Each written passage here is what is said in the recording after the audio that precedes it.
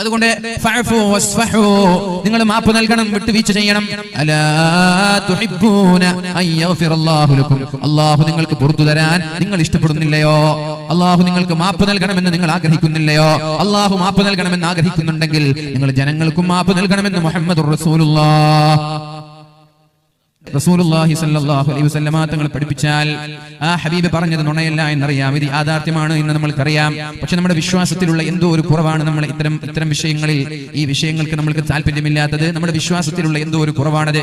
അല്ലാഹുവിന്റെ ഹബീബിനെ അങ്ങനെ അതിരറ്റ് സ്നേഹിക്കുന്ന ഹബീബ് പറഞ്ഞത് സ്വല്ലല്ലാഹു അലൈഹി വസല്ലമ തങ്ങൾ പറഞ്ഞത് അതുപോലെ സംഭവിക്കുമെന്ന് ഉറച്ച വിശ്വാസമുള്ള ഒരാൾക്ക് സ്വതക്ക കൊടുക്കാൻ ഒരു മടിയുണ്ടാവൂല, ചെലവഴിക്കാൻ ഒരു മടിയുണ്ടാവൂല. 1 ലക്ഷം കൊടുത്താലും 1 കോടി കൊടുത്താലും അതൊക്കെ നമ്മുടെ വരുമാനത്തിൽ കണ്ട് ആസ്വദിക്കാൻ നമ്മൾക്ക് കഴിയും. അല്ലാഹു തൗഫീഖ് നൽകട്ടെ, അല്ലാഹു നമ്മെ അനുഗ്രഹിക്കുമാറാവട്ടെ. പ്രിയമുള്ള സഹോദരങ്ങളെ, പറഞ്ഞു വരുന്നത് റസൂലുള്ളാഹി സ്വല്ലല്ലാഹു അലൈഹി വസല്ലമ തങ്ങളും മഹാന്മാരായ സ്വഹാബ